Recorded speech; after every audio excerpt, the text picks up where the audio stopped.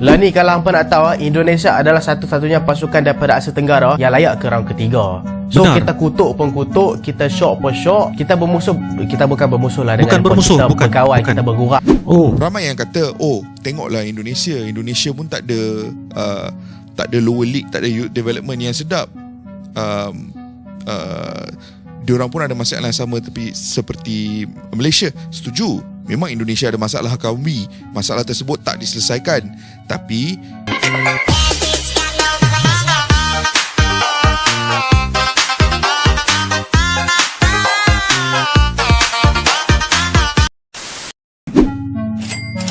bagaimana kita bisa bersaing dengan Indonesia? Malaysia bahas walaupun Indonesia lolos tapi kita level Asia dari channel The Wonder, guys. Kita ucapkan tahniah jugalah kepada jiran-jiran kita macam Indon dah layak. Lah ni kalau hampa nak tahu, Indonesia adalah satu-satunya pasukan daripada Asia Tenggara yang layak ke round ketiga. So Benar. kita kutuk pun kutuk, kita syok pun syok, kita bermusuh, kita bukan bermusuh lah dengan Bukan bermusuh, kita bukan, berkawan, bukan. kita bergurau. Kita bergurau Ya. macam mana pun, kita still ucapkan tahniah kepada pasukan bola sepak Indonesia Ya, sebab ya. layak ke pusingan ketiga. Apa? Baik. Keberhasilan Indonesia patut Rafael diacungkan Strike. jempol menjadi salah satu tim nasional Marcelino. di Asia Tenggara yang lolos ke fase selanjutnya, kualifikasi Piala Dunia. Tapi bagi Federasi Malaysia, tim nasional mereka, Timnas Malaysia sudah tidak lagi level ASEAN, tapi sudah menjadi level Asia. Level Asia. Ya, memang kita agak kecewa juga kerana kita tidak melepasi ni. Tetapi apa pun saya fikir pasukan kita telah berada di peringkat Asia sekarang. Kalau sebelum-sebelum ini memang kita melihat kita di peringkat ASEAN saja. Tapi apa pun keputusan yang kita dapat, kita masih dapat 10 poin. Sebenarnya satu keputusan yang agak baik. Cuma kurang bernasib baik kita tidak Kurang melepasi bernasib baik. untuk ke apa? Round yang ketiga.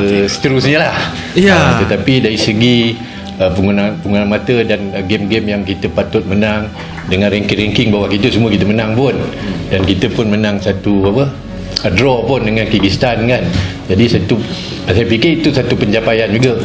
Cuma agak malang kita tidak dapat melepasi pusingan Other seterusnya. airport, everybody try to Indonesia head coach fly. Ini adalah coach Malaysia Kim Pan Gon. Upaya lain mungkin kita bisa mencontoh pelatih Indonesia untuk terbang ke Eropah mencari pemain naturalisasi. Ungkapan dari Kim Pan Gon, coach ataupun pelatih dari Malaysia, guys. Go to Europe to find their blood. Maybe I don't know. But to me, first local development, produce best local player, produce this best. Then another extra effort we put it. Then we make it another strategy to fight. To me, Indonesia will be a top Menjadi teratas, around here soon. So they put menjadi a lot tim of terbaik. effort, but we must be challenged. Malaysia have to challenge. Pelatih Timnas Malaysia Kim Panggon meminta timnya mencontoh Timnas Indonesia usai gagal tembus putaran ketiga kualifikasi Piala Dunia 2026. Diketahui Malaysia berhasil meraih kemenangan 3-1 atas Taiwan di laga terakhir grup D putaran kedua kualifikasi Piala Dunia 2026 zona Asia. Meski meraih kemenangan, Malaysia tetap berada di posisi ketiga dengan 10 poin. Sebab di pertandingan lainnya, Kyrgyzstan menahan imbang Oman dan membuat Harimau Malaya gagal melaju ke putaran ketiga. Usai laga, Kim Panggon ingin Malaysia tak lagi membandingkan dengan Korea Selatan dan Jepang yang memiliki sistem sangat bagus. Namun ia ingin Federasi Sepak Bola Malaysia harus mulai memikirkan cara untuk membuat sistem yang bisa menghasilkan pemain-pemain muda terbaik setiap tahunnya. Pelatih asal Korea Selatan itu ingin Malaysia mencontoh timnas Indonesia yang mencari pemain keturunan di Eropa. Namun Kim Panggon menilai pengembangan pemain dan menghasilkan pemain muda terbaik adalah fokus utama Malaysia. Kim Panggon pun melihat timnas Indonesia memiliki masa depan cerah dengan usaha yang telah dilakukannya. Bahkan ia menilai Malaysia harus bisa bersaing dengan skuad Garuda. Kita tidak bisa membandingkan dengan Korea Selatan atau Jepang karena mereka punya sistem yang sangat bagus. Saya kira kita perlu meninjau dan memperbaiki sistem kita untuk menghasilkan talenta-talenta muda. Sangat penting untuk menghasilkan pemain muda terbaik setiap tahunnya. Upaya lain mungkin kita bisa mencontoh pelatih-pelatih Indonesia yang terbang ke Eropa untuk mencari pemain keturunan. Tapi bagi saya kebutuhan utamanya adalah sistem pengembangan yang menghasilkan pemain-pemain lokal terbaik. Selain itu, upaya selanjutnya adalah dengan strategi bersaing dengan tim lain. Bagi saya, Indonesia akan segera menjadi tim terbaik dengan usaha yang mereka berikan. Tetapi Malaysia harus menantang mereka. Jelas Kim Panggon. Kimpan Kon guys. PSSI Erick Thohir memberikan kabar baik buat Sintayong usai timnas Indonesia memastikan diri lolos ke putaran ketiga kualifikasi Piala Dunia 2026. Sebelumnya, timnas Indonesia mengamankan tiket ke putaran ketiga kualifikasi Piala Dunia setelah menang 2-0 atas tamunya Filipina. Dengan hasil ini, timnas Indonesia pun menduduki posisi kedua di klasemen akhir grup F dengan koleksi 10 poin. Setelah memastikan diri tampil di putaran ketiga kualifikasi, Erick Thohir menyebut jika jadwal Liga Indonesia akan diberikan kelonggaran agar persiapan timnas Indonesia bisa lebih matang.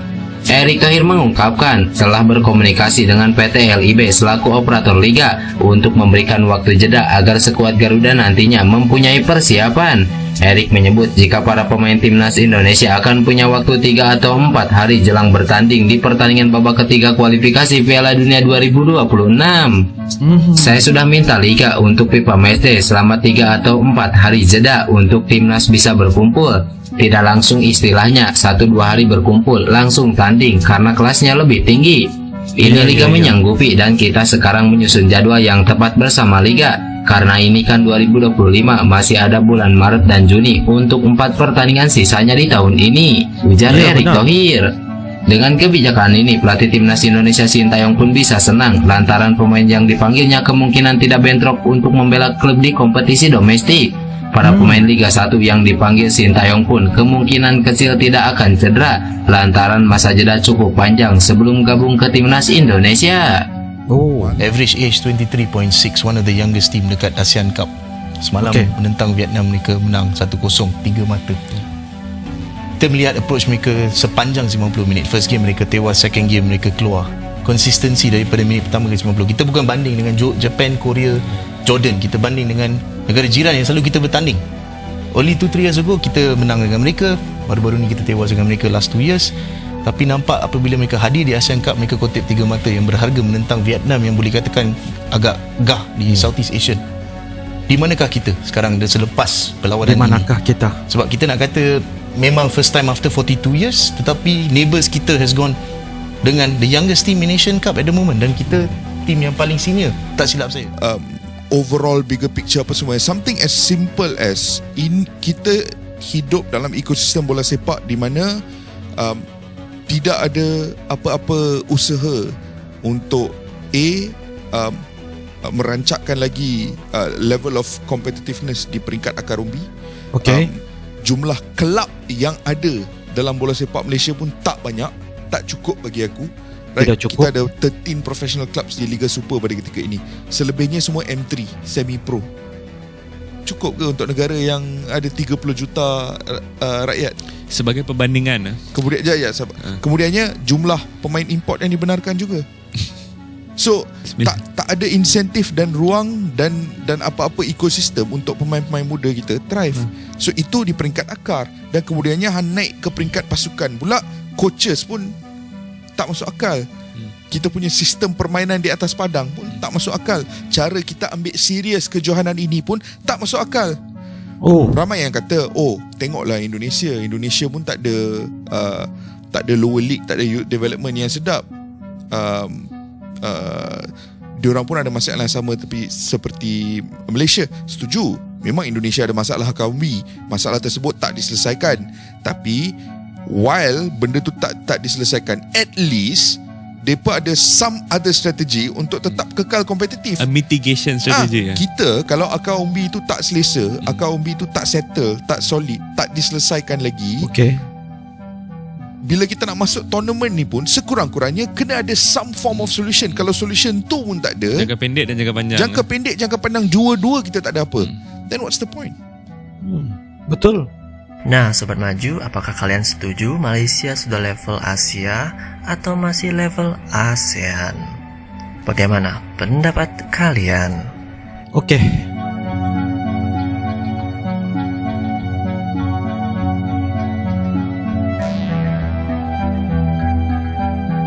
Ini adalah nama-nama guys ya, yang di info ya di dalam video pada kali ini dicantumkan. Oke guys, demikianlah sebentar tadi yang kita sudah nonton dan juga reaksikan sebentar tadi. Ini adalah dari channel The Wanderer, di mana perbahasan pada kali ini bagaimana kita bisa bersaing dengan Indonesia Malaysia. Bahas walaupun Indonesia lolos tapi kita level Asia. Ibaratnya orang bilang walaupun kalah Malaysia, tapi Malaysia bagi tahu bahawa mereka adalah di level Asia juga ya. Jadi ini adalah sebagai satu ungkapan juga ya guys ya, bahawa kalau kita lihat timnas Indonesia adalah merupakan timnas yang sudah menunjukkan kualitas ataupun permainan corak perubahan sepak bola yang berada di Indonesia. Mereka banyak melakukan yang sudah yang terbaik, pencapaian demi pencapaian. Kalau kita lihat dari segi Piala Asia juga ya, mereka sudah menjadi negara yang sudah menunjukkan level mereka guys ya, hampir-hampir masuk ke Olimpik ya di Paris 2024 pada bulan Ogos ini, tetapi tidak kesampaian. Namun apa yang saya dapat lihat, walaupun tidak masuk tetapi mereka sudah menunjukkan pencapaian yang sangat-sangat tinggi. Dan kali ini guys, untuk Piala Kualifikasi Piala Dunia tahun 2026, mereka sekali lagi menunjukkan bahwa mereka layak untuk masuk round yang ketiga. Dan ini adalah merupakan salah satu pembuka pintu untuk mereka melangkah ke World Cup ataupun Piala Dunia pada tahun 2026. Sama-sama kita doakan. Untuk Malaysia, mungkin Malaysia guys perlu mencari solusi dan juga pendekatan untuk perubahan, bahwa walaupun mereka mempunyai ya pemain-pemain yang bagi saya sangat hebat. Malaysia sangat hebat guys ya. Ini saya dari Malaysia dan saya melihat bahawa setiap apa yang mereka jalani itu sebenarnya hebat.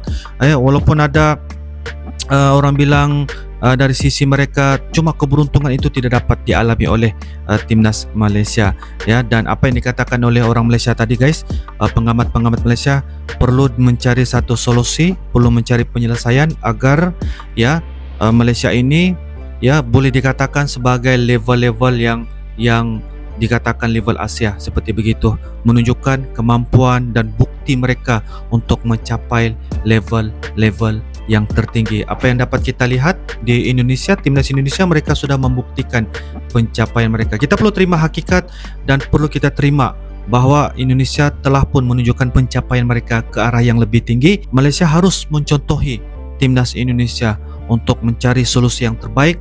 Dan apa yang dikatakan oleh pelatih dari Malaysia iaitu Kim Pan Gon mengakui guys bahawa perlu mencontohi Indonesia untuk mencari pemain-pemain naturalisasi, perlu ke Eropah untuk melihat bagaimana pemain-pemain ini bisa untuk ya bergabung dengan timnas Malaysia agar dapat bisa mengimbangi ya. Dan juga mencontohi juga Indonesia guys, karena pemain-pemain lokal mereka juga taraf-taraf yang hebat, karena mereka juga mewakili dan bermain di luar negeri Indonesia ya, dan itu menunjukkan bahwa mereka sudah mempunyai pengalaman yang sangat jauh lebih daripada apa yang dikecapi oleh Malaysia. Bukan saya katakan Malaysia ini tidak cukup bagus ya guys ya, bagus sebenarnya, cuma apa yang saya dapat pastikan perlu berani, perlu mencari solusi agar timnas Malaysia mencorak ya perubahan demi pembangunan sepak bola yang berada di Malaysia. Kita tetap sokong dan kita tetap dokong, walaupun kalah dan sebagainya tetap kita dokong, karena Malaysia adalah orang bilang mempunyai kualitas dan juga era pembangunan sepak bola itu perlu dibenahi, perlu diperbaiki, dan perlu mencari solusi pemain-pemain yang ingin bergabung dan membela timnas Malaysia dan terus mencapai tahap yang lebih baik. Dan boleh dikatakan sebagai apa yang dikatakan oleh Malaysia yang membahaskan tadi, level-level Asia. Dan Indonesia guys telah membuktikan mereka bukan lagi di level ASEAN, tapi mereka sudah berada di level Asia. Itu adalah merupakan pendapat dan juga bicara dari Uncle. Semoga-moga sekiranya ada beberapa koreksi dan sebagainya, kalian bisa tuliskan di ruangan kolom komentar. Ini adalah merupakan demi kritik, adalah merupakan kritik yang membina, adalah merupakan salah satu untuk kita berfikir, berubah pola pemikiran agar dibenahi dengan baik, agar kita dipandang baik dan terus menjadikan sesebuah timnas itu menuju ataupun melaju ke hadapan, insya-Allah guys. Jadi menurut kalian bagaimana? Silakan tulis di ruangan kolom komentar ya. Insya-Allah kita akan bisa ketemu lagi di video-video akan datang guys. Sampai jumpa lagi. I love you Indonesia, I love you Malaysia. Assalamualaikum warahmatullahi wabarakatuh. Dadah. Channel YouTube dengan konten yang sibuk mereaksi apapun tentang Indonesia, kami dari Malaysia. Ayo like and subscribe. Adi Fasa Eren Channel, Adi Fasa Eren Channel.